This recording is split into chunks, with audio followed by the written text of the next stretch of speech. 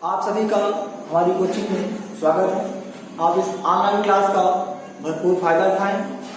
जो भी प्रॉब्लम आपको क्रिएट हुई थी कोविड-19 के कारण, संपूर्ण बच्चों की जो पढ़ाई में बाधाएं उत्पन्न हुई थी, उसे दूर करने के लिए हमारी जो समिति है जुपिटर क्लास के माध्यम से आपको ऑनलाइन क्लासेस दी जा रही है।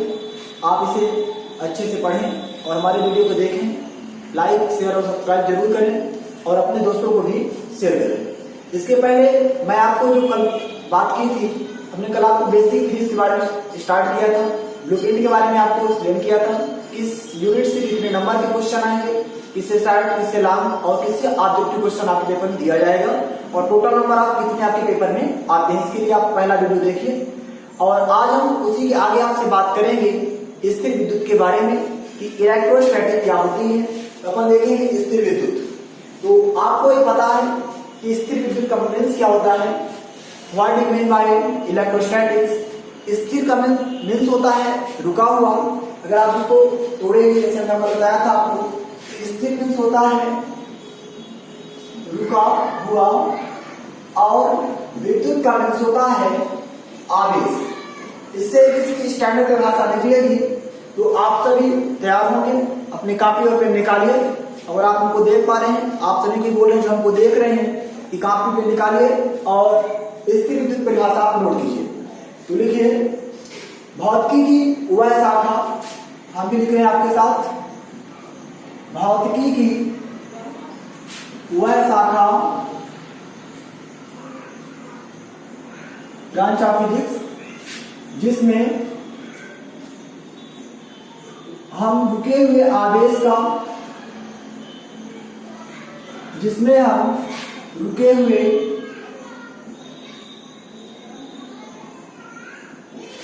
आवेश का अध्ययन करते हैं स्थिर विद्युत कहलाती है। स्थिर विद्युत कहते हैं या कहलाती है। ये होगी आपकी स्थिर विद्युत की स्टैंडर्ड डिफिनेशन। ठीक है। अब आपको हमने कल बताया था, इस नाम से स्पष्ट है, इसका नाम क्या है, स्थिर विद्युत। मतलब इस यूनिट में अपन इफ एंड इफ ओनली, केवल और केवल रुके हुए आवेशों का अध्ययन करेंगे, गतिशील आवेश का अध्ययन इस पार्ट में अपन नहीं करेंगे। तो ये आपकी स्थिर विद्युत परिभाषा हुई। अब इस परिभाषा से यहाँ पे आता है कि विद्युत मतलब आवेश, और विद्युत परिभाषा हमने कल आपको शायद बताया था। एक बात मैं रिपीट करेंगे, विद्युत, आपसे कोई पूछे कि विद्युत क्या है, तो वह पदार्थ जो छोटी छोटी वस्तुओं को अपनी ओर आकर्षित करता है या आकर्षित करने का गुण उत्पन्न होता है, उसे अपन क्या कहते हैं, विद्युत। विद्युत की खोज अमेरिकी वैज्ञानिक बेंजामिन फ्रैंकलिन ने की थी। इन्हीं कारणों से बेंजामिन फ्रैंकलिन को विद्युत का जनक कहते हैं। अगर आपसे कोई क्वेश्चन करे कि विद्युत की इन्वेंशन, आविष्कारक कौन है या विद्युत का जनक किसे कहते हैं, तो बेंजामिन फ्रैंकलिन को कहते हैं। अब विद्युत कहीं न कहीं एक आवेश का रूप है, फॉर्म ऑफ चार्ज। तो अपन जो आपके 12th में काफी मोस्ट टॉपिक है चार्ज, आवेश, तो अपन बात करेंगे आवेश के बारे में। यहाँ से आपको बहुत ही महत्वपूर्ण टॉपिक स्टार्ट हो रहा है, इसको आप अच्छे से पढ़िएगा। आवेश क्या होता है, इसमें आवेश के कई क्वेश्चन निकलेंगे। आपका ऑब्जेक्टिव क्वेश्चन से आता है, जैसे कि इलेक्ट्रॉन, प्रोटॉन, न्यूट्रॉन, पॉजिट्रॉन, इनके चार्ज क्या होते हैं, और इसी के साथ साथ इनके इन्वेंशन किसने किया था, आवेश क्या है, आवेश का भी सूत्र, डायरेक्शन फार्मूला ऑफ चार्ज, और इसके सारे units, CGS units, quantification of charge और मेथड्स ऑफ चार्ज और प्रॉपर्टीज ऑफ चार्ज, इसमें कई टॉपिक्स आएंगे। तो be firstly study of charge definition. अब अगर पहले चार्ज की डेफिनेशन के बारे में पढ़ते हैं कि आवेश होता क्या है। तो देखिए आवेश जो है तो कहीं न कहीं एक विद्युत का रूप है। तो अपन ऐसे भी कह सकते हैं कि आवेश एक भौतिक राशि है, फिजिकल क्वांटिटीज है, जिसमें क्या होता है, विद्युत या विद्युतमय गुण होता है, उसे अपन क्या कहते हैं, आवेश कहते हैं। या आपने जो विद्युत परिभाषा लिखी है उसी में आपको आवेश परिभाषित कर सकते हैं, लिख सकते हैं। यहाँ पे आवेश की परिभाषा लिखिए, आप सभी कॉपी में नोट करिए कि वह पदार्थ जो छोटी छोटी वस्तु को अपनी ओर आकर्षित करता है उसे आवेश कहते हैं या विद्युत के नाम से भी इसे अपन जानते हैं। अब अपन बात करेंगे आवेश के फार्मूले के बारे में कि आवेश का सूत्र क्या होता है। आप सभी ने पढ़ा होगा आवेश बराबर क्या होता है फार्मूला आपका, धारा गुणे समय। आवेश बराबर क्या होता है, धारा गुणे समय, charge equal to current into time. इस फार्मूले के अकॉर्डिंग देखिए अपन क्या निकाल सकते हैं, इसका मात्रक निकाल सकते हैं, इसका भिन्न सूत्र निकाल सकते हैं। तो अपन देखेंगे सबसे पहले आवेश का फार्मूला क्या होता है। इस आवेश को क्वेश्चन ले दिया कि आवेश बराबर होता है धारा गुणे समय, धारा बटे समय, या तीसरा ऑप्शन बोथ और चौथा ऑप्शन आपका नाम ऑफ दिस। तो अपन बताएंगे आवेश बराबर धारा गुणे समय। अब अपन देखिए इसका मात्रक निकालते हैं। तो अगर मात्रक निकालेंगे तो हमने बताया था कि आवेश का जो खोज है, हमने कल आपको हिस्ट्री बताया था कि आवेश की हिस्ट्री है। तो सबसे पहले आवेश के बारे में जब खोज की गई थी तो 600 थेल्स ने बताया था कि आवेश में आकर्षण होता है और इसमें एम्बर एवोनाइड क्षण वगैरह को आपस में घर्षण करते हैं, फ्रिक्शन करते हैं, उसमें एक आवेश उत्पन्न होता है। फिर हमने कल ही बताया था जो इतिहास में थेल्स के बाद इसमें काम किए डॉक्टर गिलफोर्ड। डॉक्टर गिलफोर्ड ने क्या बताया था कि आवेश में जो है तो अंबर एवोनाइड क्षण के अलावा इसमें शीशा है, लेडर्स चमड़ा है, इनको भी यूज करके अपन आवेश को उत्पन्न कर सकते हैं। फिर तीसरे वैज्ञानिक थे आपके थॉमस ब्राउन। 600 आपके थेल्स हो गए। 1600 ईस्वी में डॉक्टर गिलबर्ट ने बताया था। 1646 ईस्वी में थॉमस ब्राउन ने बताया कि इसमें आकर्षण के साथ साथ विकर्षण या प्रतिकर्षण कर सकते हैं, यानी कि अट्रैक्शन के साथ साथ इसमें रिपेल का भी गुण पाया जाता है।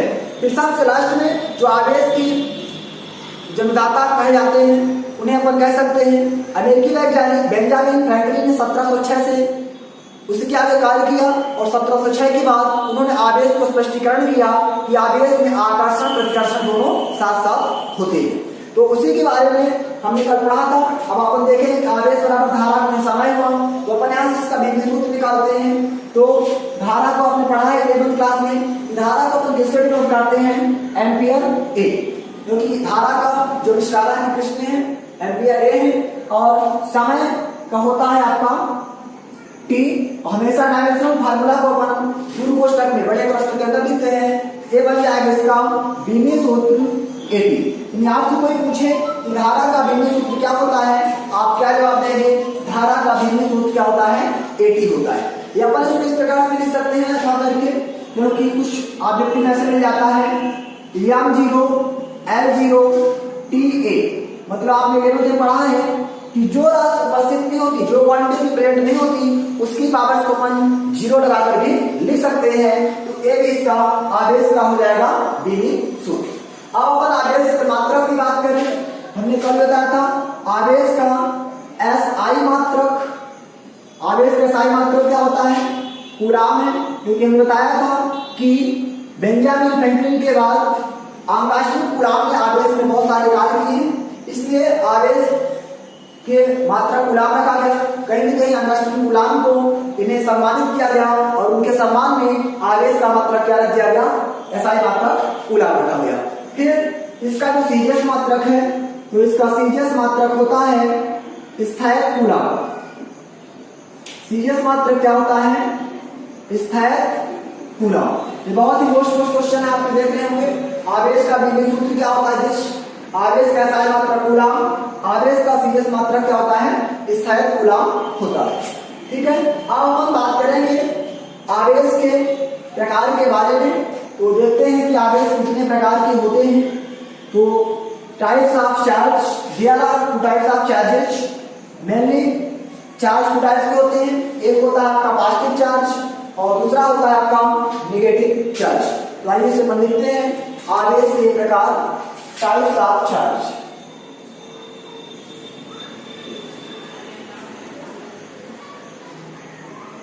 आवेश के प्रकार, टाइप्स ऑफ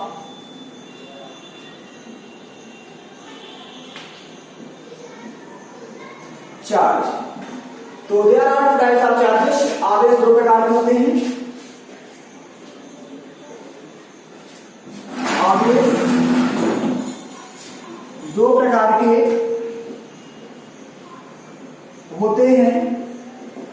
फर्स्ट नंबर आपका अपन कहेंगे फर्स्ट पॉजिटिव चार्ज, जिसे बोलेंगे हिंदी में धनात्मक आवेश। दूसरा आपका नेगेटिव चार्ज, जिसे बोलेंगे हिंदी में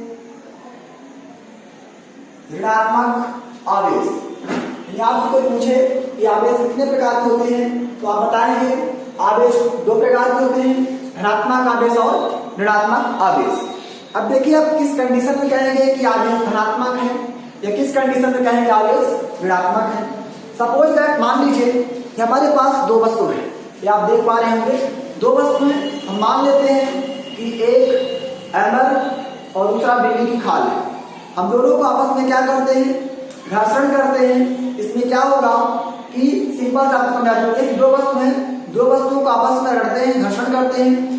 एक वस्तु से कहीं न कहीं आवेश निकल करके दूसरी वस्तु में प्रवेश करता है। हम मानते हैं कि इस मार्कर से आवेश निकल के कहाँ जा रहा है, आपके डस्टर में पहुंचता है। तो मार्कर में आवेश की कमी होगी और डस्टर में आवेश की अधिकता होगी। जिसमें आवेश की कमी होती है उसे अपन कहेंगे धनात्मक आवेश, और जिसमें आवेश की अधिकता होती है उसे अपन कहते हैं ऋणात्मक आवेश। ठीक है, तो ये आपको धनात्मक और ऋणात्मक आवेश के बारे में बताया गया है। और अगर अपन देखेंगे तो धनात्मक और ऋणात्मक आवेश, जब आपका चार्ज प्लस प्लस रहेगा एक कंडीशन में आएगी, दूसरी कंडीशन आपका चार्ज प्लस माइनस रहेगा, तीसरी कंडीशन आपका चार्ज माइनस माइनस रहेगा, एंड लास्ट फोर्थ कंडीशन आपका क्या रहेगा, यहाँ पे प्लस माइनस, यहाँ पे कह सकते हैं माइनस प्लस, और यहाँ पे रहेगा माइनस माइनस। तो चार कंडीशन आई। इस चारों कंडीशन में देखा जाए तो प्लस प्लस है, यहाँ पे क्या होगा आकर्षण अट्रैक्टिव, यहाँ पे होगा आपका प्रतिकर्षण रिपेल होगा, प्लस प्लस है। यहाँ पे आपका प्लस माइनस है, यहाँ पे क्या होगा आकर्षण होगा, यहाँ माइनस प्लस है तो यहाँ क्या होगा आकर्षण होगा, अट्रैक्टिव होगा, और यहाँ माइनस माइनस है तो यहाँ क्या होगा प्रतिकर्षण होगा। यानी कि दो केसेस आते हैं, आकर्षण और प्रतिकर्षण, अट्रैक्शन एंड रिपेल। अब अपन कैसे समझ सकते हैं यहाँ पे आकर्षण और प्रतिकर्षण, इससे अपन देखेंगे तो आवेश की कुछ प्रॉपर्टीज निकलेंगे। तो प्रॉपर्टीज क्या निकल रही कि जब प्लस प्लस जहाँ पे क्या हुआ प्रतिकर्षण हुआ, इससे सिद्ध होता है कि जब समान आवेश होते हैं, एक ही प्रकार के आवेश होते हैं, तो उनमें क्या होता है प्रतिकर्षण, मतलब एक दूसरे से क्या होते हैं दूर भागते हैं। लेकिन जब अलग अलग होते हैं तो आपस में क्या होते हैं आकर्षण होते हैं। आप एक छोटा सा एग्जाम्पल अपने फैमिली से लेते हैं। देखिए आज के समय में क्या होता है कि जो अपने क्लोज फैमिली होते हैं, लोगों से विवाद करके आपस में क्या होते हैं सामाजिक दूरी बनाते हैं, दूर होते हैं। लेकिन जो दूर के लोग होते हैं उनसे काफी अट्रैक्टिव बना करके एक रिलेशन बना के उनकी क्या होते हैं अट्रैक्टिव होते हैं। यही मिला कि जहाँ पे समान अपने ही बीच के लोग हैं, समान आवेश, तो वहाँ पे क्या हो रहा है प्रतिकर्षण हो रहा है, रिपल हो रहा है। लेकिन जब वहाँ पे अलग अलग आवेश है, असमान आवेश है, तो वहाँ पे क्या हो रहा है आकर्षण होता है। यानी कि यहाँ पे दो गुण निकलेंगे, ये आकर्षण का हो गया और ये प्रतिकर्षण हो गया। तो अगर आप देख पाएंगे तो यहाँ से प्रॉपर्टी ऑफ चार्ज के बारे में बात करेंगे। जब अपन प्रॉपर्टी ऑफ चार्ज के बारे में बात करेंगे, यहाँ से आवेश के कुछ गुण निकलेंगे। तो पहला गुण क्या निकलता है, देखिए इससे देखा जाए तो समान आवेशों के बीच क्या होता है प्रतिकर्षण होता है, ये आपका पहला गुण कहलाएगा। दूसरा है प्लस माइनस आकर्षण, यानी कि दोनों सेम है, तो अलग अलग आवेशों के बीच क्या होता है आकर्षण होता है। तो अपन विशिष्ट भाषा में कह सकते हैं कि सजातीय आवेशों में प्रतिकर्षण होता है और विजातीय आवेशों में आकर्षण होता है। ये बहुत ही महत्वपूर्ण फिल इन द ब्लैंक खाली स्थान है, मैक्सिमम आपके परीक्षा में पूछता है। सजातीय आवेशों में खाली स्थान होता है तो आप क्या बताएंगे प्रतिकर्षण होता है, और विजातीय आवेशों में खाली स्थान क्या होता है आप बताएंगे कि आकर्षण होता है। आई होप कि आप समझ पा रहे होंगे। सजातीय मतलब बता चुके हैं, जब सेम सेम प्लस प्लस रहे या माइनस माइनस से बोलेंगे सजातीय अपन, और जब अलग अलग रहे प्लस माइनस या माइनस प्लस से बोलेंगे अपन विजातीय, और इसी में क्या होता है आकर्षण होता है। तो चलिए अपन अब बात करते हैं आवेश के गुण के बारे में। इसी से अपन डिराइव करते हैं आवेश के गुण, आवेश के क्या गुण होते हैं। तो अपन देखेंगे आवेश के गुण के बारे में, आवेश के गुण क्या होता है। डायरेक्टिंग ऑफ आवेश के गुण, प्रॉपर्टी ऑफ चार्ज। आवेश के गुण इंग्लिश में कहेंगे property of charge. Properties of charge, आवेश के गुण। राइटिंग मेरी खराब है, आप राइटिंग पर ध्यान न दीजिएगा। आपको ओनली मैटर चाहिए, आवेश के गुण। तो देखिए हमने आपको पहला वहां पे लिखाया था कि जो था यहाँ लिखेंगे आवेश के गुण निम्न है, निम्न मतलब नीचे दिए गए हैं। पहला गुण देखिए आप कि समान आवेशों में प्रतिकर्षण होता है, या ऐसे लिख सकते हैं आप सजाती आवेशों में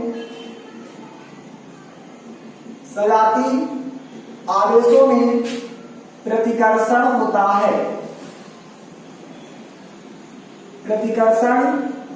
है, तथा विजातीय आवेशों में आकर्षण होता है, तथा विजातीय आवेशों में आकर्षण होता है। ये आपको हमने समझा दिया है पहले ही, और बहुत ही महत्वपूर्ण है, खाली स्थान में आता है, इसको आप अच्छे से पढ़िएगा। सजातीय आवेशों में प्रतिकर्षण और विजातीय आवेशों में आकर्षण होता है। समझ सकते हैं, मान लीजिए यहाँ पे है दो चार्ज हैं, अगर आप फिगर समझना चाहें, अब आप समझेंगे कि मान लीजिए इसमें भी क्या है, प्लस चार्ज है, और इसमें भी क्या है, प्लस चार्ज है। तो आप यहाँ बताइए, आप ही बताइए यहाँ पे क्या होगा, प्रतिकर्षण होगा या आकर्षण होगा? हमने क्या लिखा है, सजातीय आवेशों में प्रतिकर्षण होता है। यहाँ पे सजातीय मतलब समान आवेश है, इसमें भी प्लस आवेश है, प्लस चार्ज है, पॉजिटिव चार्ज है, इसमें भी प्लस आवेश आपका पॉजिटिव चार्ज है। ये आपको क्लियर होगा यहाँ पे क्या होगा, रिपेल होगा, यानी कि प्रतिकर्षण होगा।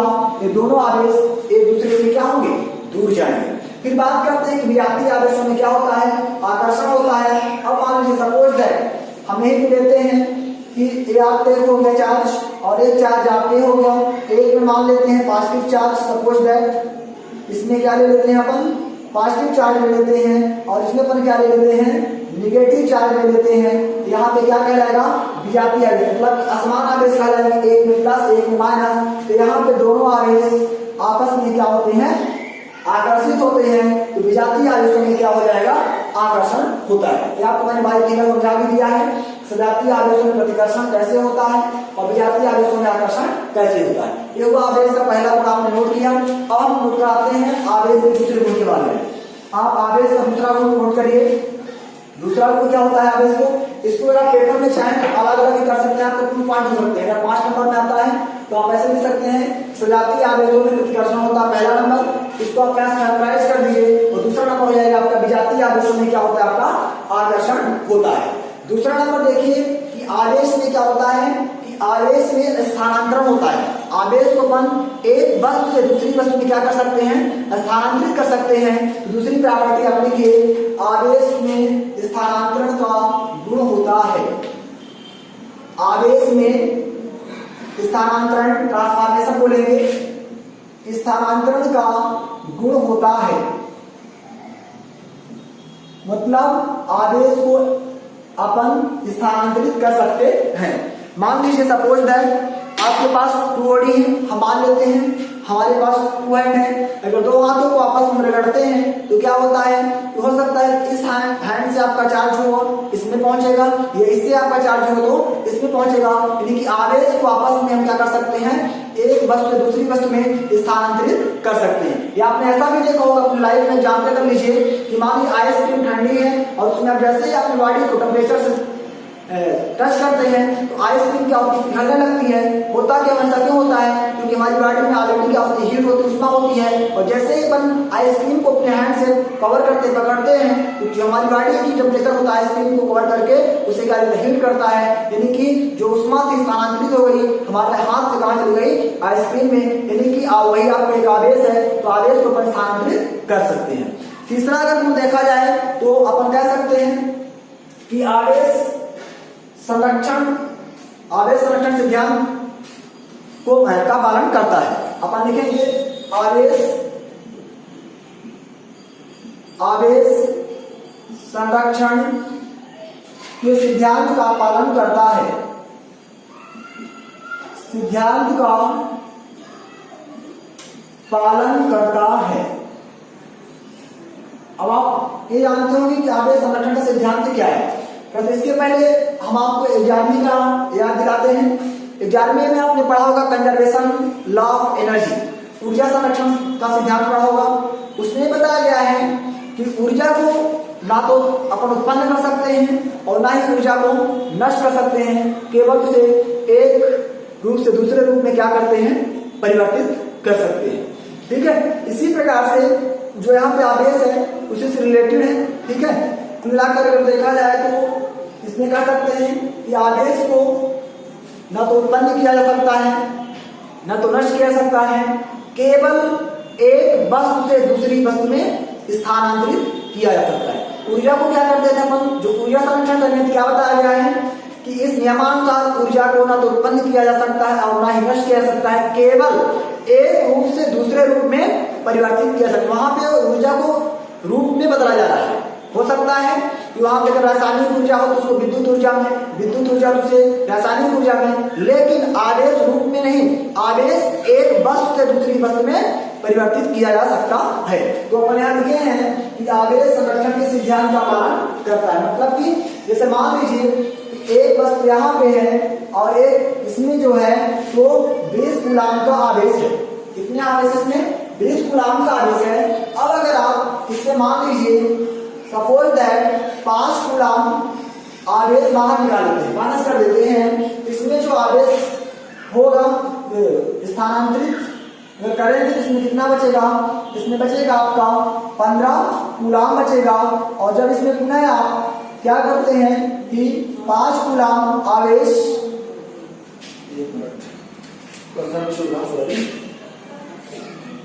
आवेश संरक्षण के सिद्धांत, जो आवेश को अपन क्या करते हैं एक वस्तु दूसरी वस्तु में स्थानांतरित करते हैं। मान लीजिए कि आपकी एक वस्तु यहाँ पे है और एक वस्तु आपकी यहाँ पे है। अब हो सकता है कि इसमें जो आवेश होगा तो अगर यहाँ पे 20 कूलाम 20 कूलाम का चार्ज इसमें है और इसे स्थानांतरित करेंगे तो सेम ही अपन इसमें भी स्थानांतरित कर सकते हैं, यानी इसमें कोई लॉस नहीं होगा। यही होगा आपका आवेश संरक्षण के सिद्धांत का पालन करता है। ठीक है, आई होप कि आप समझ पा रहे होंगे। ये 3 गुण वाक्य हो गए। पहला गुण क्या था, सजातीय आवेशों में प्रतिकर्षण, विजातीय आवेशों में आकर्षण होता है। दूसरा है आवेश में स्थानांतरण का गुण होता है, स्थानांतरण का गुण होता है। तीसरा है आवेश संरक्षण के सिद्धांत का पालन करता है। अब अपन इसी में देखेंगे चौथा गुण क्या होता है। तो चौथा गुण है कि आवेश में होता है, इसमें क्या होता है कि आवेश के बात कर लिए हैं। आवेश में मुख्य चीजें बताया, बाकी आप अपने बुक अकॉर्डिंग देखेगा। हमने 3 वीडियो समझा दिया आपको अच्छे से कि तीनों गुण कैसे फॉलो होते हैं। अब अपन उसी के आगे बात करते हैं। तो आपको अगला टॉपिक आता है आवेश का क्वांटीकरण। इसे इंग्लिश में कहेंगे क्वांटिटेशन ऑफ चार्ज, आवेश का क्वांटीकरण। यहाँ पे आपको मैंने क्वेश्चन अगर देखा जाए इसको क्वांटीकरण क्यों कहा गया, क्वांटिटेशन क्यों कहा गया। अगर इंग्लिश में बात किया जाए, इंग्लिश में साफ साफ बोल देते हैं कि चार्ज इज क्वांटिटेशन, लेकिन कैसे क्वांटिटेशन, इसका क्वांटीकरण कैसे होता है और क्यों रखा गया। तो इसका कारण देखिए क्या रखा गया। क्वांटीकरण जैसे अगर बात करें हम, जो मास होता है तो मास क्या है कि आपका फिक्स नहीं होता। मास आपको रख सकता है, हो सकता है द्रव्यमान है, मास है, उसको अपन ऐसे भी कर सकते हैं कि 4 के हो सकते हैं, 4 kg के, या आपके 3 kg के हो सकते हैं, या आपके 20 kg के हो सकते हैं, ये आपके फिक्स नहीं। मतलब इसमें अपन मास होता तो 1 kg, 2 kg, 3 kg, 4 kg किसी भी पार्ट में टुकड़ों में से विभाजित कर सकते हैं। अगर ऐसा होता तो किसी भी चीज को मेजर करना हमारे लिए बहुत कठिनाई होती। अगर 5 kg होता, अब मान लीजिए कि आपको पाउंड किसी वेट का वजन करना है आपको 2.5 kg का, 2.5 kg का, तो अगर मास आपका फिक्स होता तो क्या हम 2.5 kg मेजर कर सकते थे? नहीं। इसलिए जो हमारा मास है, द्रव्यमान है, द्रव्यमान को फिक्स नहीं किया गया, इसलिए द्रव्यमान का क्वांटीकरण नहीं करते हैं। लेकिन जो हमारा चार्ज है, आवेश है, आवेश को कहीं न कहीं क्या किया गया है कि आवेश को कहीं न कहीं फिक्स कर दिया गया है। और जो आवेश फिक्स है इसलिए आवेश को क्या किया गया, क्वांटीकृत किया गया। इसी वजह से क्या बोलते हैं कि क्वांटिटेशन ऑफ चार्ज, आवेश का क्वांटीकरण। तो आप समझ गए हैं कि आवेश का क्वांटीकरण क्यों किया गया, क्योंकि आवेश जो हमारा चार्ज है तो कहीं न कहीं आवेश क्या होता है, फिक्स होता है, इसलिए आवेश का क्या किया गया, क्वांटीकरण किया गया। ठीक है, तो आवेश का क्वांटीकरण का फार्मूला होता है, इसका फार्मूला का क्या होता है पता है, Q बराबर प्लस माइनस या नहीं होता है। ये बहुत ही महत्वपूर्ण फार्मूला है। मैं आपसे कोई पूछे कि आवेश का क्वांटीकरण का फार्मूला क्या होता है, Q बराबर प्लस माइनस या नहीं होता है। यहाँ पे आप देख पा रहे होंगे Q आपका क्या है, चार्ज है, यह आपका नंबर ऑफ मॉलिक्यूल्स का आएगा और ये आपका क्या कहलाएगा, इलेक्ट्रॉन कहलाएगा। ठीक है, अब जो आपका इलेक्ट्रॉन होता है, इलेक्ट्रॉन एक इलेक्ट्रॉनिक आवेश या मूल आवेश होता है जिसकी वैल्यू क्या होती है, फिक्स होती है। अगर आपसे कोई पूछे कि मूल आवेश या इलेक्ट्रॉनिक आवेश का मान कितना होता है, इसका अगर सिंपल भाषा में बात किया जाए, E का मान कितना होता है 1.6 इंटू 10⁻⁻19 कूलम। इसे अपन क्या बोलते हैं, इलेक्ट्रॉनिक आवेश या मूल आवेश। अगर आप आगे जाइएगा, अभी आपको डाउट हो सकता है, अगर हम परमाणु की बात करेंगे जब आगे, तो उसमें ध्यान रखेंगे, उसमें अगर इलेक्ट्रॉन प्रोटॉन न्यूट्रॉन की बात करते हैं, इलेक्ट्रॉन का चार्ज, प्रोटॉन का चार्ज, न्यूट्रॉन का चार्ज अलग अलग होता है। अगर आप इलेक्ट्रॉन की चार्ज की बात करेंगे, इलेक्ट्रॉन का चार्ज कितना होता है, -1.6 इंटू 10⁻⁻19 कूलम होता है। अब आप क्वेश्चन कर सकते हैं सर यहाँ पे माइनस क्यों लिखा है, एक मूल आवेश और एक इलेक्ट्रॉनिक आवेश होने के कारण वहां पे माइनस वैल्यू को कंप्यूट नहीं करते, वहां पे वैल्यू हमेशा क्या होती है, पॉजिटिव होती है, इसलिए हमने यहाँ पे क्या लिखा है 1.6 इंटू 10⁻⁻19 कूलम। बट इलेक्ट्रॉन का जो आवेश होता है वो आपका माइनस होता है।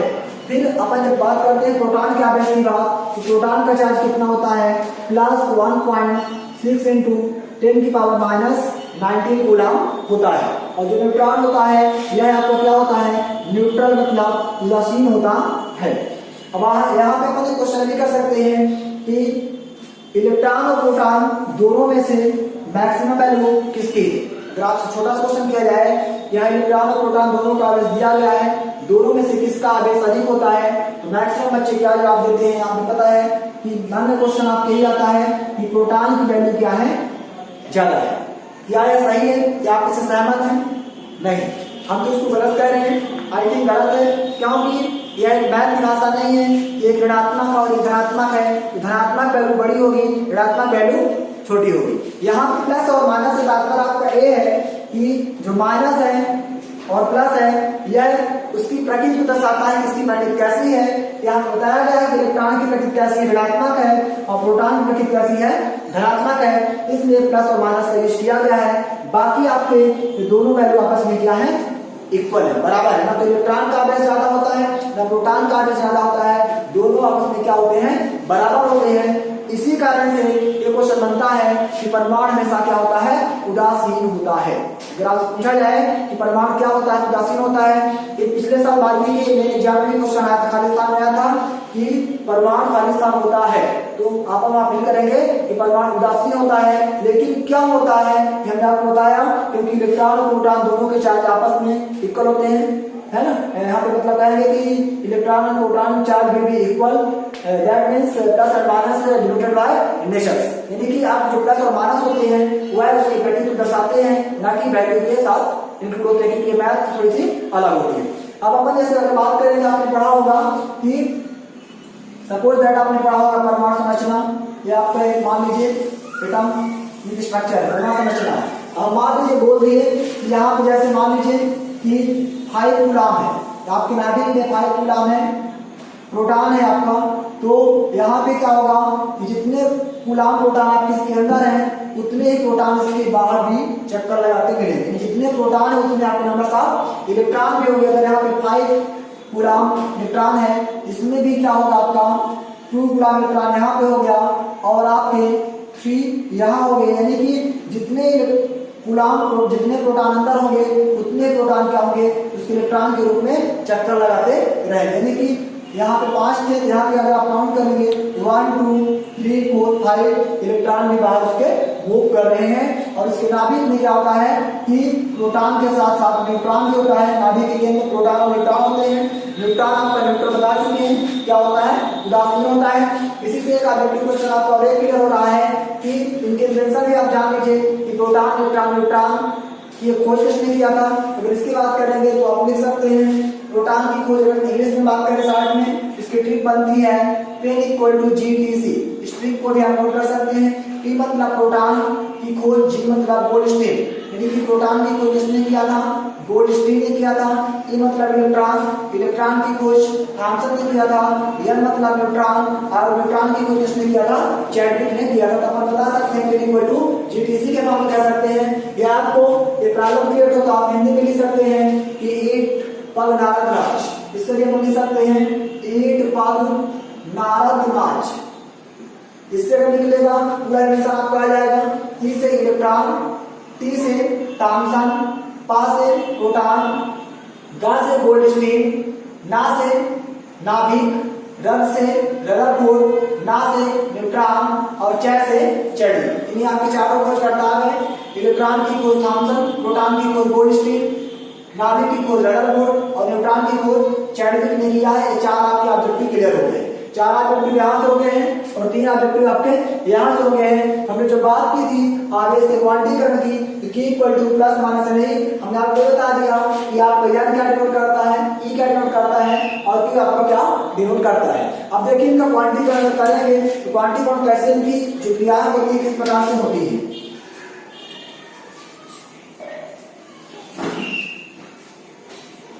तो आवेश के क्वांटिटीकरण मान लीजिए कि आपके पास यहाँ पे एक मूल नाभिक है और इस नाभिक से अगर इलेक्ट्रॉन निकलते हैं, यहाँ पे निकलता है एक इलेक्ट्रॉन, यहाँ पे निकलता है दो इलेक्ट्रॉन, यहाँ पे निकलता है तीन इलेक्ट्रॉन, यहाँ पे निकलता है चार इलेक्ट्रॉन, यहाँ पे निकलता है पांच इलेक्ट्रॉन।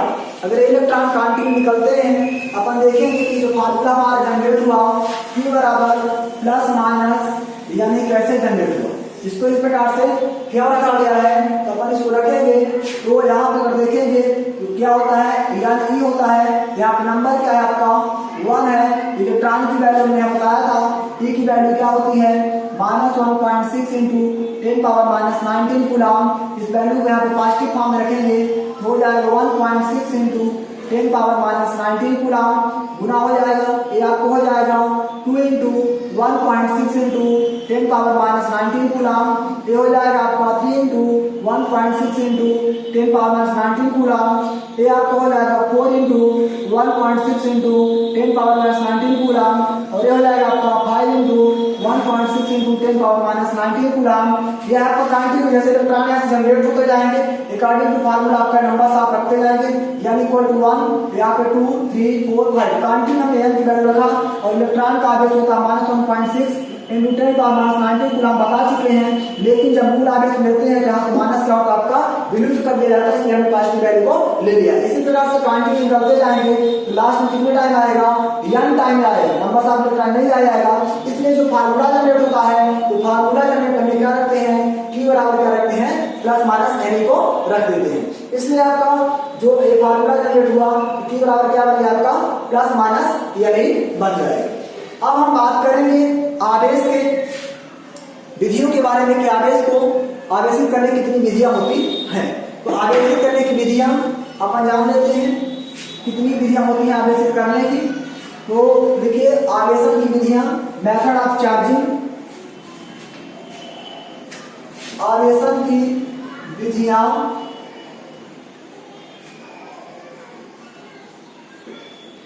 आवेशन की विधियां, मेथड ऑफ चार्जिंग,